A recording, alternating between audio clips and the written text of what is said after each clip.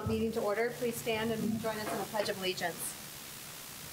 I pledge allegiance to the flag of the United States of America and to the republic for which it stands, one nation, under God, indivisible, with liberty and justice for all.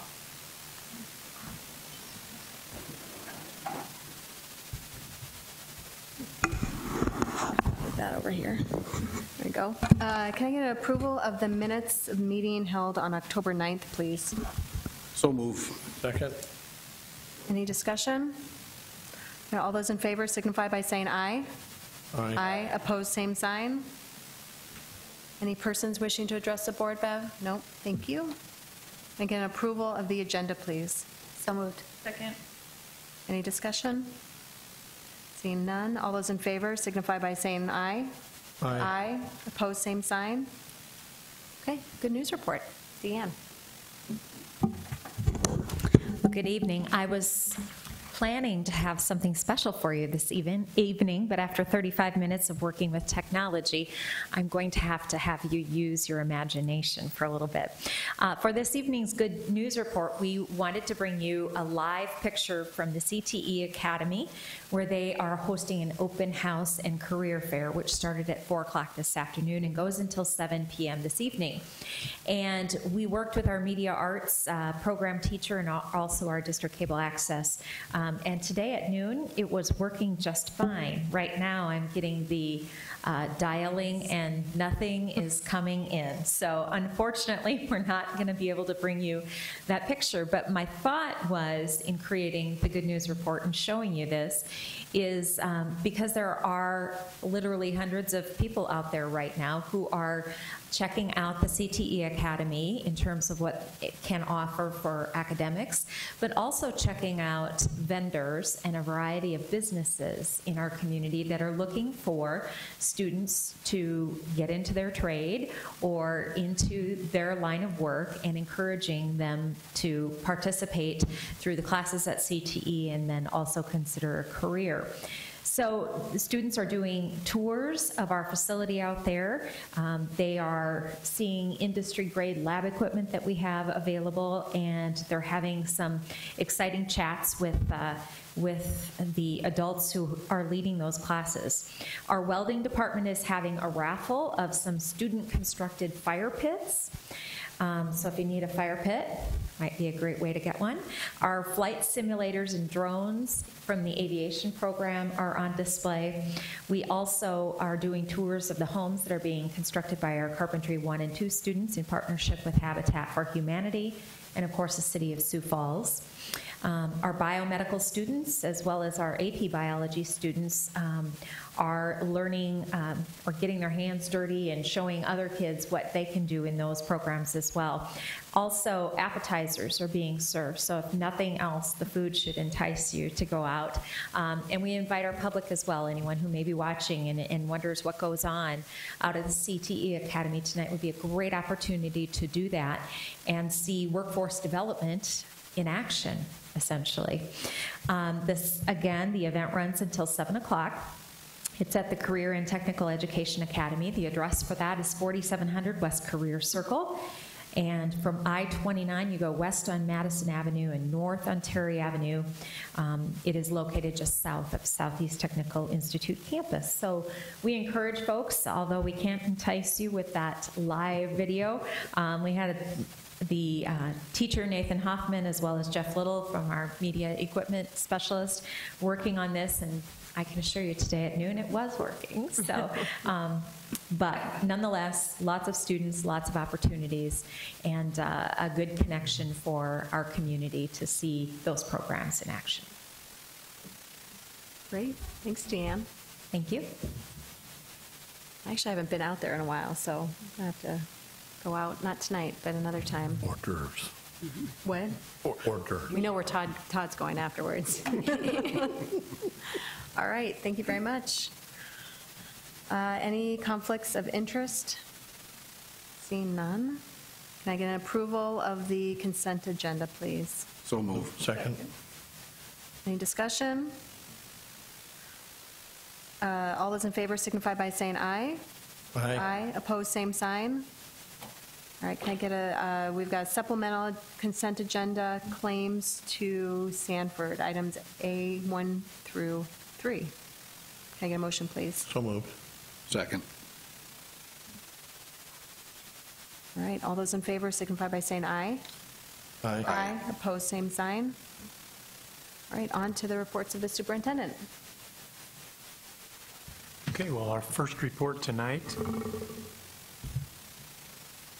or actually our first report tonight is a public hearing request a waiver from the South Dakota Department of Education for a student internship program. We'll have presenting this report tonight Dr. Teresa Boyson from Curriculum Services.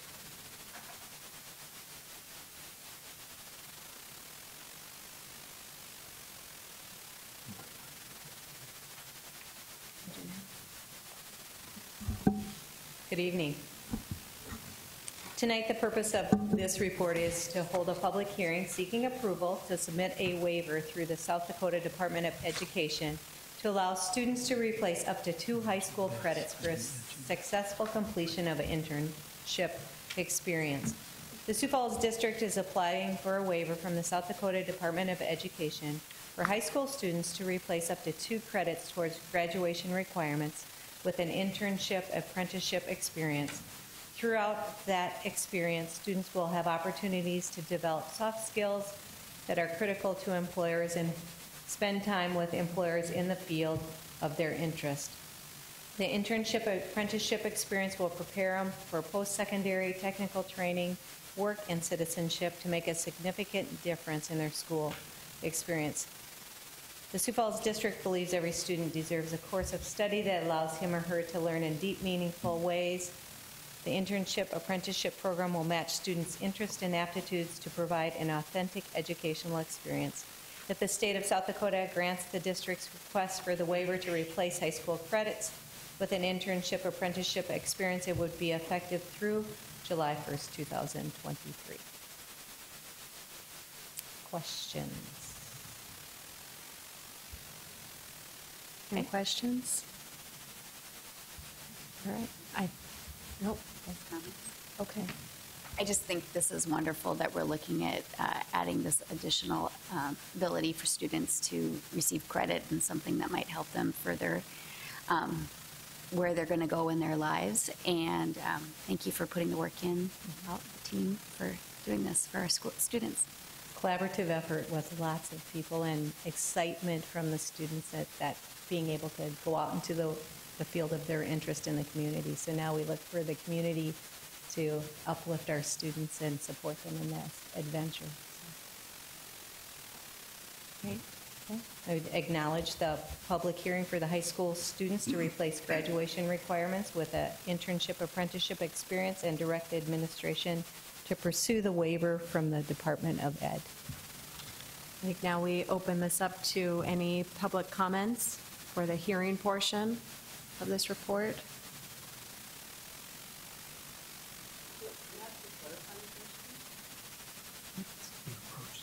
Will you approach the podium, Pam?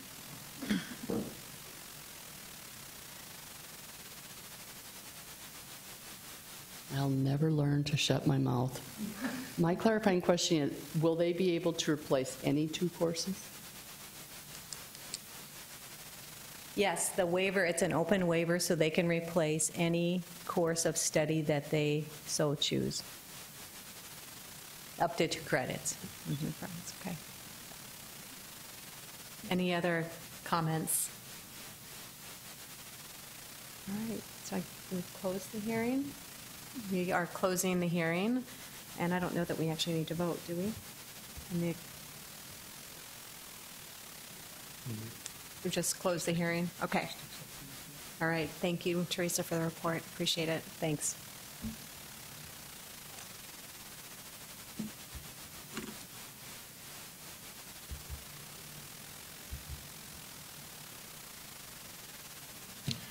Okay. Our next report is the post-secondary enrollment report, post-secondary enrollment and graduation report. We still need to vote. Well, that's what I was asking. To acknowledge. To acknowledge. It needs Okay. to have a vote to acknowledge I was the asking. report. Thank you. Can I get a motion to acknowledge the report, please? So moved. Second. Any discussion? No, I would like to just further comment that we talk about the multiple pathways, and this is another way that we offer that to the students in our district. The whole idea of internships has been obviously talked about in our district at Southeast Tech, statewide, as something that is being encouraged to make sure that when our students graduate, they are either job ready or ready to move on to whatever post-secondary education they choose. And this, to me, is a huge step in us being able to prepare our kids appropriately as they leave high school. So I very heartily endorse the concept. Thank you.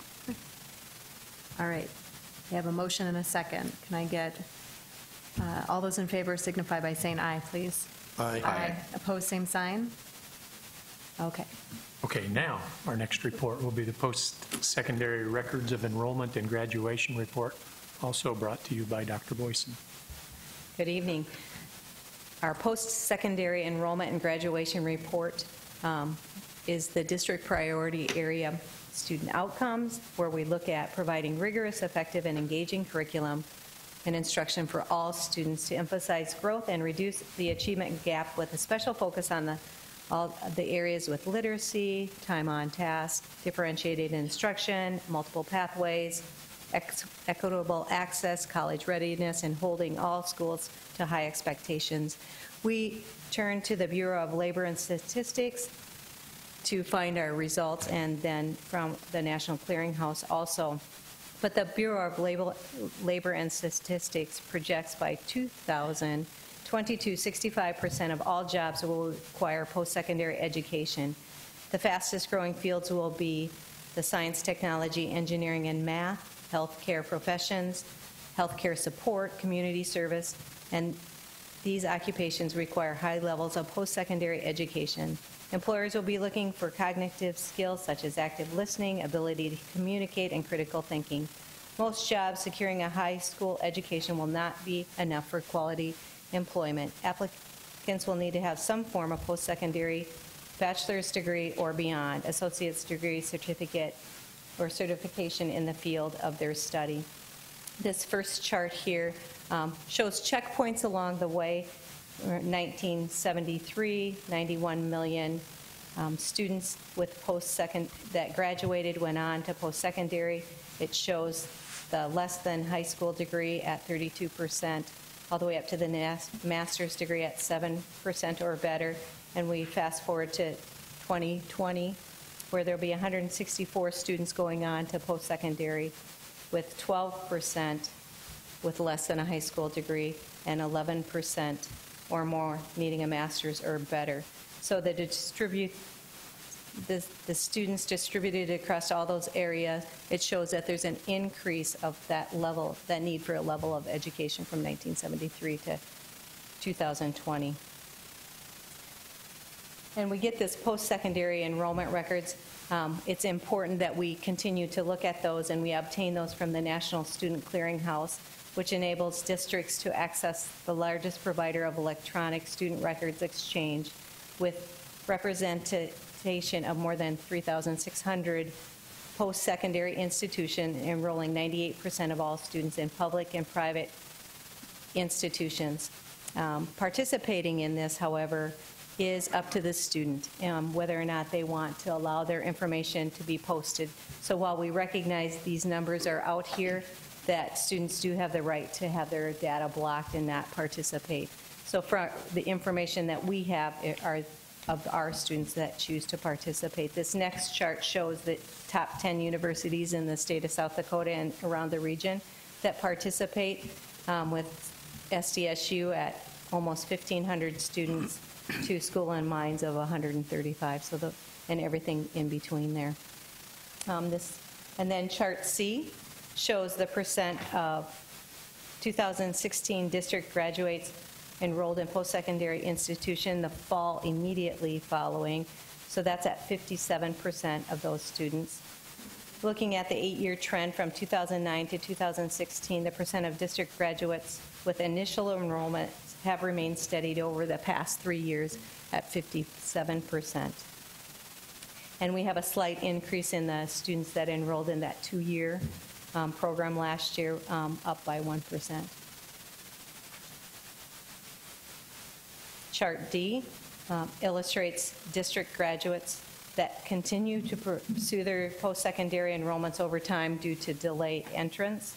So we look at the blue line, the bottom line, those are the students that go into right away in the fall, right after high school, and that top line is those students anytime within the first 2 years after high school. So we gain about 8% over the last 3 years from that initial to any time in that first 2 years. 8% average.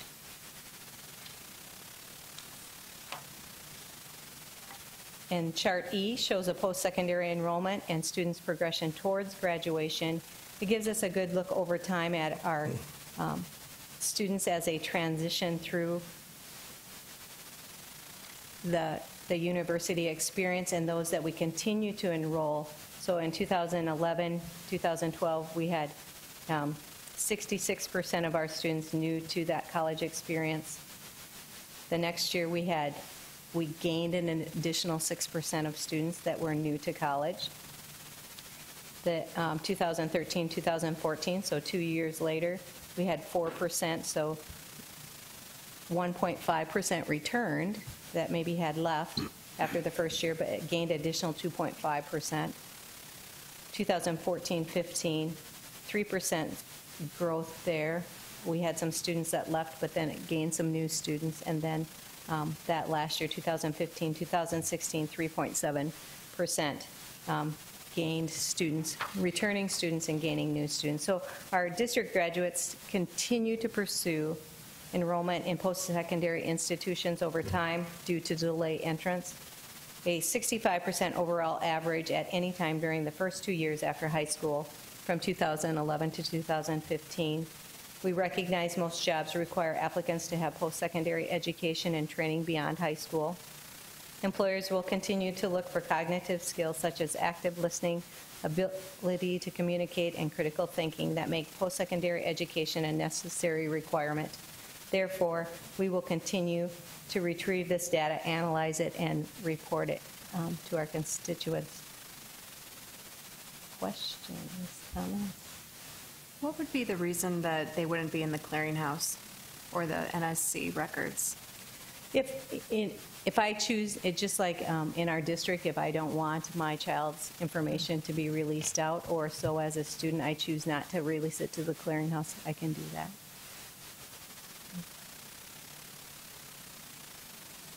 I was reading, it was either the Argus or Wall Street this morning. I think it lists the top 10 states and the bottom 10 states in the country of post-secondary education. If the Sioux Falls was a state, we would be in the top 10. So that's a credit to our school district, I think. And South Dakota wasn't in the bottom 10, so that's good. That's good. But thank you, and this information is helpful, and we just need to keep making sure we're meeting all the kids' needs to get to that level. Yeah, thank you.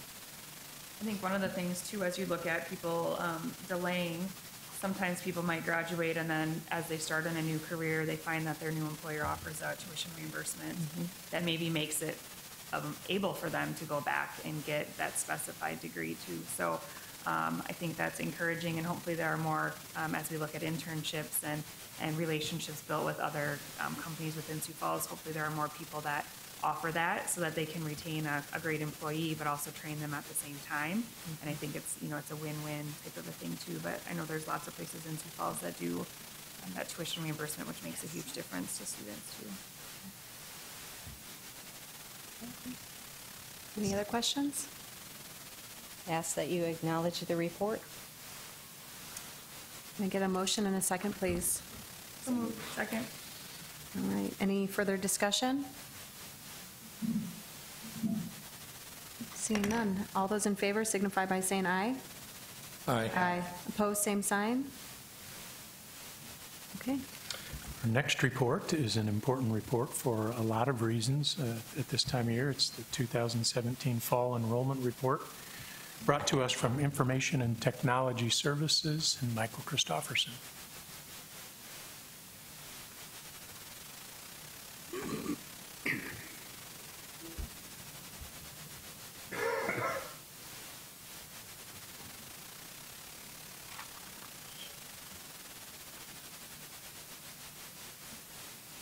Good evening. Thanks for the opportunity to provide the student numbers for the fall enrollment report. The numbers for the K-12 fall enrollment report are based on the student FTE calculation for the fall funding date, which is the last Friday in September. These numbers were generated based on the enrollments as of Friday, September 29th. We continue to see growth in enrollment numbers this year as a district. First, I'd like to take a look at the K through 5th grade. We have increased by 32 students for a total of 11,797 students, which is a 0.27% increase from last year at the same time. In the middle schools, we are up 3.18% compared to this time last year, with an additional 171 students, giving us a total of 5,381 students in 6th through 8th grade. Finally, the high school enrollment took an increase of 99 students for a total of 6,779 students and a 1.46% increase. Therefore, our initial K-12 enrollment numbers as of funding Friday, September 29th, was 23,957 students, which is up 1.26% over last year. The sum of the total of early child Head Start and K-12 is 25,004 students.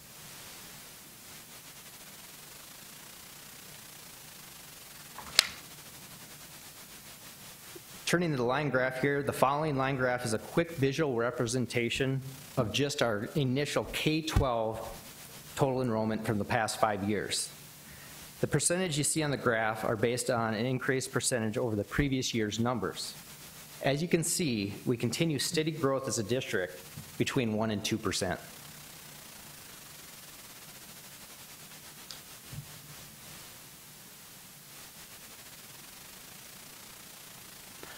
Going a little farther back in history, we can see that we have 3,902 more students than we did 10 years ago, and 5,654 more students than 20 years ago. So in 20 years, we have gained more students than the total enrollment at any other South Dakota school besides Sioux Falls and Rapid City. Initial open enrollment numbers indicate a total of 1,067 students open enrolling into the district, while only 376 students that open enroll out of the district. This is a 2.84 to 1 ratio. So for every 2.84 students we have coming in, we have 1 leaving.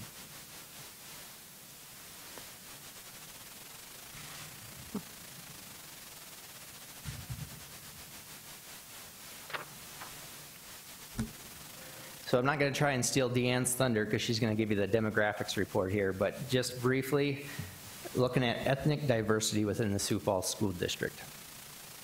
We continue to see ethnic diversity change in all grade levels. District-wide, we have seen the following shifts in these ethnic groups. The percentage of Asian students held constant over the last year at 3.5%. The percentage of black students has increased from 11.3% to 11.9%. Percentage of Hispanic students are down from 10.3 to 11%. Native American percentage is slightly down from 4.4 to 4.3%. Student percentage of multiracial ethnicity is slightly up from 5.1% to 5.5%, while Pacific Islander students have remained the same at 0.1%. Finally, the percentage of the white ethnicity students has also decreased percentage-wise with a 1.6% decrease from 65.3% to 63.7%.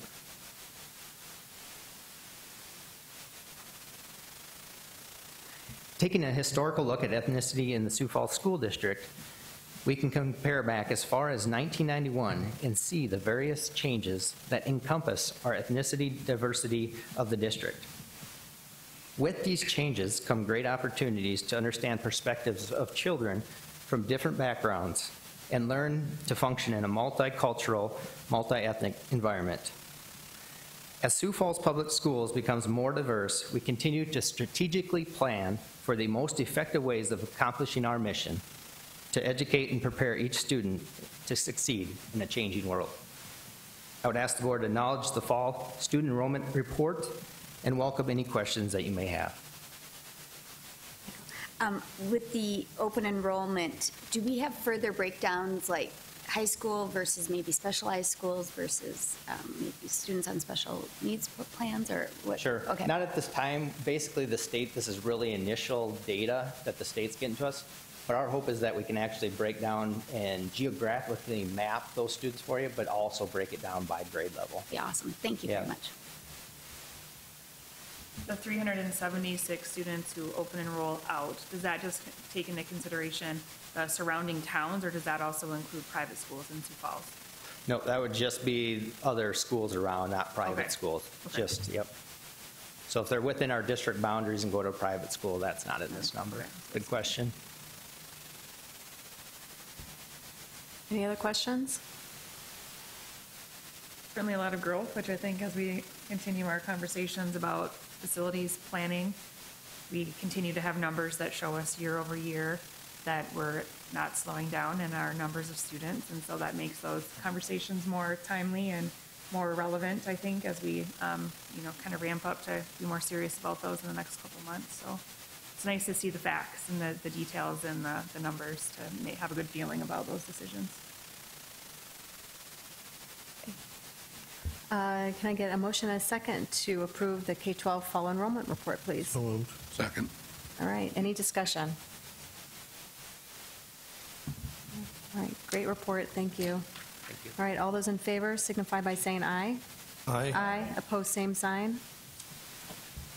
Okay, Okay, our next report, as you've already stated, is the district demographic report. Here to give us that report from Community Relations is Deanne Conrad. and there it is. Just because I can't let it go. Wouldn't you know, we finally got that up just about as I was sitting down. It's a little dark to see here, and I think everybody just, now it stopped working as I put it there. Of course it would. But it's a nice crowd. Shooting toward the window, it's hard to get all of the detail in. Oh, they're moving again.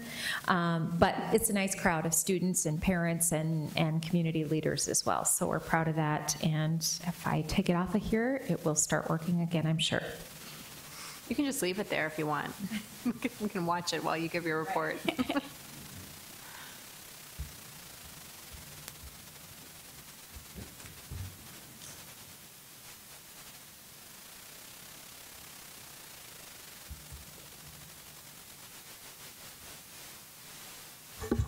So this is perhaps my favorite report of the year.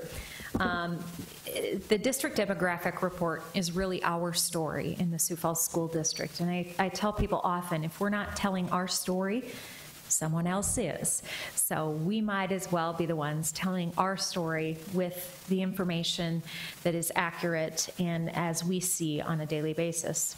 As you know, our mission is to educate and prepare each student to succeed in a changing world. Our vision is a bit longer than that, but essentially we are committed to workforce development of students, student performance. We are committed to their social, emotional needs, all parts of the child in creating that educational environment that is positive for them and allows them to reach their fullest potential. As you just heard from Michael Christofferson, our enrollment continues to rise at a surplus of 302 students. We are grateful for that continued growth, as we know that challenges arise in other districts when there is decreasing enrollment. In a 10-year span here, you can see that we've gained approximately 4,000 students. So that's great to see. We've always keeping our sights on that historic information and watching those trends as they continue. Michael also gave you a breakdown of student diversity. I've shown it to you here as well. Our white population last year was 65%, this year 63.7%, so a representation of 1.3% change over last year. That is in line with what we've seen for the last several years, 5 to 10 years, is typically a 1 to 2% shift in our diversity. And so our diverse groups make up 36.3%, and we believe they provide a richer learning experience for everyone. Continuing on with our student demographics, taking a snapshot in time, our English language learners, 2,289, with a total of 90 languages spoken by the children in our schools and among their families. This is the first time we've seen that number get into 90. It will bounce around consistently between 70, and I believe the highest I've seen it is 82. And this number on the date that we pulled this data at 90. So as we learn about different dialects of languages spoken and such, we're constantly learning new things about languages that are coming to us for the very first time, and then all of a sudden we'll find something else out about the family and realize, oh, well, this family doesn't necessarily speak that language, they speak a different dialect of it. So we're constantly in the learning mode as well. We are grateful to be able to serve 3,925 students who have special needs. That number is representative of our birth to 21, the total number of students that we serve. When you look at the K-12 enrollment in special education, and this is the number that you consistently have seen in this report over time, it's 3,517 K-12. And that is 14.7% of our student enrollment. Again, that number, 14.7%, is very consistent with what we've seen over years past.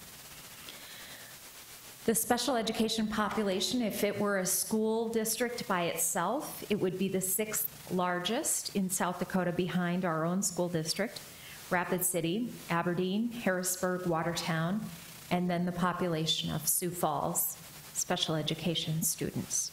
We've seen that bounce between the 5th and 6th largest, and I think with Harrisburg's increase, that number has pushed us to 6th this year.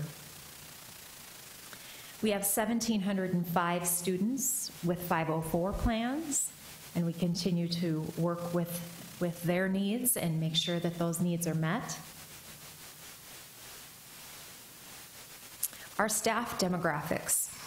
A little over 3,300 staff make up the Sioux Falls School District. 1,820 of them are teachers, so not quite half. And 65% of those teachers have a master's degree or beyond. And 1,274 are classified staff. I guess the 1,820 is, do my math here, is a little more than half. This is a slide that typically captures a lot of attention. What have our free and reduced numbers done in the last couple of years? You can see a pretty steady pace at which we've been. There's a few adjustments here and there over the last 3 years, but our elementary population, there are 49.3% of them who qualify for free and reduced meals.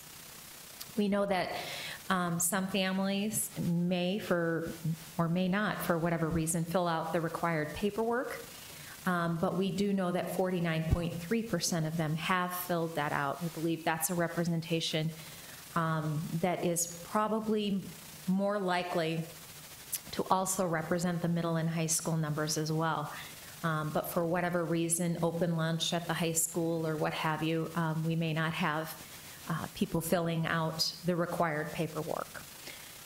That information, excuse me, had to be, they were allowed to use last year's status for free and reduced lunch up until a few weeks ago, and then the new paperwork was required. So certainly we'd love that paperwork on the first day of school, but we do have a significant grace period where students can take last year's status until they get the new paperwork turned in. So that's a huge effort on the part of our child nutrition staff to get that paperwork processed. We do have a number of schools also that qualify for the community eligibility program, which is their poverty level indicates that 100% of the children in that building can receive the free meals. One part of our success that we're very proud of course, is our ACT scores. You saw this report a few months ago. We are 22.9 on our ACT score when South Dakota is 21 and the national average is 21 as well. So our students continue to do well in our tests. Also noted in a previous report, our graduation rate, and very happy to report the increase of 3.3% for a four-year cohort graduation rate of 83.79%. and a completion rate of 87.49%. The story, I think, of the Sioux Falls School District has been and continues to be that we do not give up on students. If they are back with us and come back to earn that high school diploma, we will be there to provide that education to them and help them any way possible. Our advanced placement outcomes, that's receiving a score of 3 or higher on the advanced placement tests. This information was reported previously. 71.6% receive a 3 or higher in Sioux Falls, where South Dakota's average is 70% and the nation's average is 60%. 51% of all school district seniors were enrolled in at least one AP course, indicating that we are constantly encouraging children to take rigorous coursework, something that can challenge their academic growth, and we can support them along the way. And then 52% of all exams taken in South Dakota are taken by students enrolled in the Sioux Falls School District. So again, our story can be told by our focus in the strategic plan and the 4 areas that we have outlined as critical needs, student outcomes, always reaching for the next thing that's going to help students achieve at their greatest potential, creating a safe and welcoming school climate and culture where everyone, no matter your diversity, no matter your needs, is accepted and appreciated. Also, hiring and maintaining district staff that is the highest of the highest quality, and also engaging our community in conversations about what might need to be done in the future, what we do well, what we can do better at. And so this is a story of the Sioux Falls School District, and this PowerPoint is often used in civic group meetings when our staff is asked to come out and present information about the Sioux Falls School District. So connected here in the 2017 District Demographic Report, and I'd ask that you acknowledge this report. Thanks, Dan. Any questions for Dan? So how many students graduated more this year than last year? Dr. Maher, I believe that number is I love that. 52. Well, let me see if I understand your question correctly. So if our percentage last year, our graduation rate last year was the same this year, how many students would not have the degree? Yes. The diploma? Yep. 57.6. That's just I'm awesome. not exactly sure how the .6 comes in there, but it's 57.6. You know, as our district grows, I'm not just excited about seeing that, but the fact that we've got 51% of our students take an AP, this is just great news. Any other questions? All right. Can I get a motion and a second, please, to accept Move. the 2017 district report? He moved already, I'll So second. Okay. All right, any discussion? No. It's great news. As we look at, I look back 10 years to when I went on the board, and the change in the demographics is significant, and we work hard every day to meet the needs of those families that move here, and we get blessed with educating their students, their kids. That's great. The special education population, I wouldn't do justice to a demographics report if I didn't say that the special ed is a gift to every school that we have in the Sioux Falls School District. We have a great challenge with the growth, and the community conversations that we are just beginning to start and look at what are we going to need for facilities, what are we going to need to be able to do the very best job that we can do to educate every child that comes to the Sioux Falls Public Schools. The buildings are necessary to do that, but the programs and the diversity that we have is really the story that we have to tell. So it's good stuff. And the Thank you. staff that are there to educate them. Absolutely, yes. Okay. All right, no further discussion. Can I get a motion and a second, please? We already have that. Already got it. Sorry. All those in favor signify by saying aye. Aye. Opposed, same sign. Okay. Okay, our final report of the evening is the first quarter finance report brought to you by Business Manager Todd Beek.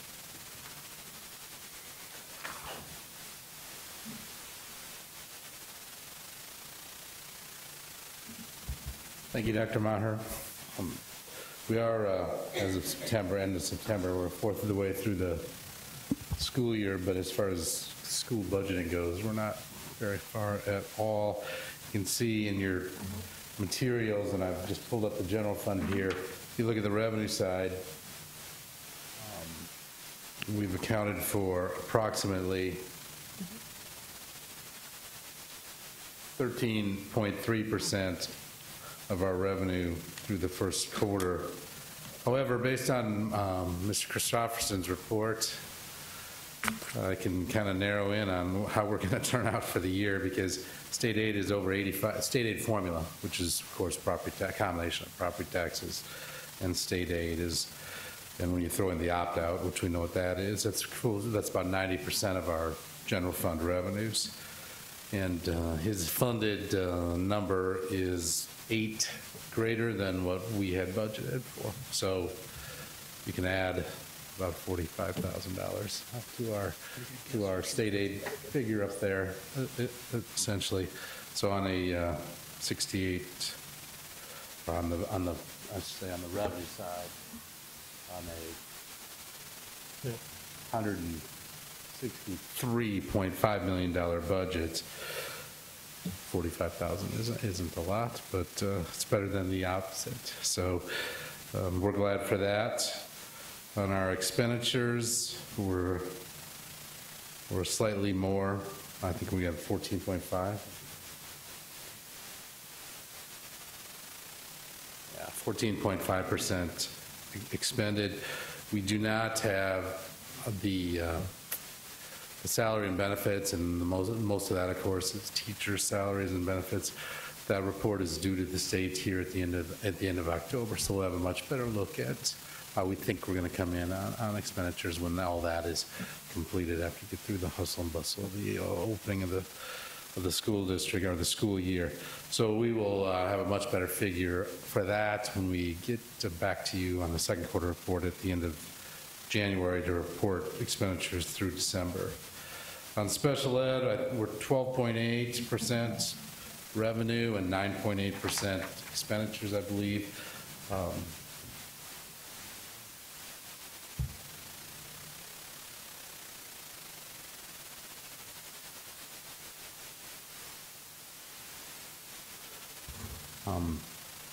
Same is true on the expenditure side. We'll know a lot more about the teacher salaries when that report is done for the state. On the revenue side, that is our state aid formula is based on the December child count from last year. So we were pretty sure what that number was going to be when we prepared the budget last spring. So we're pretty confident that the state aid formula, which of course again is property taxes and state aid, is going to be about right on with that. Capital outlay is the last one I'll talk about.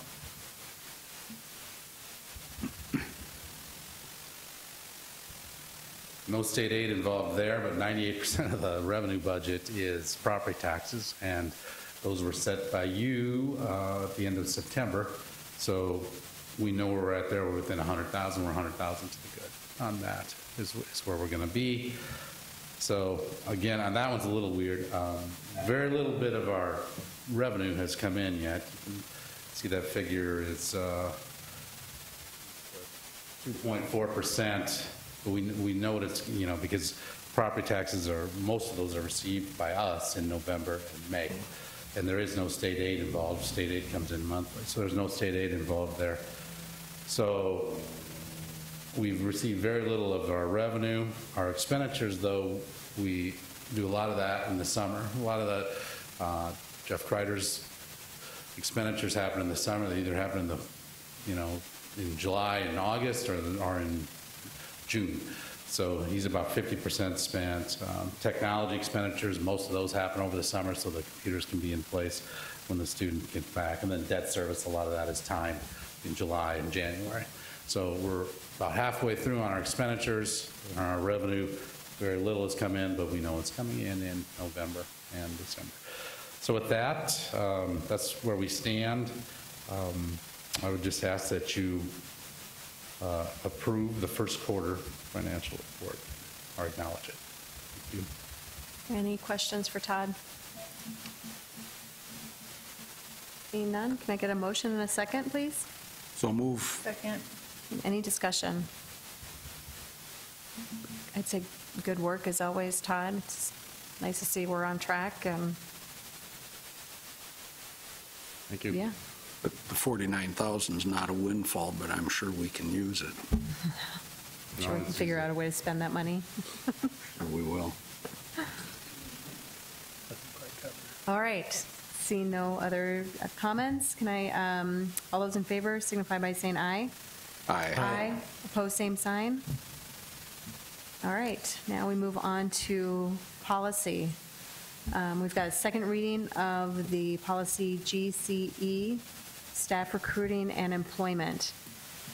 We had this brought to us for first reading, and it's been out for, posted for public view, and no comments were received. And just a reminder, this policy was updated, as we do with most of our policies, is make sure that the policy matches the practice. So I move to approve the second reading. Second. Any discussion? Okay. All those in favor signify by saying aye. Aye. Aye. Opposed, same sign. Okay, anything further? I see nothing. Can I get a motion to adjourn? Second. Adjourned. Thank you.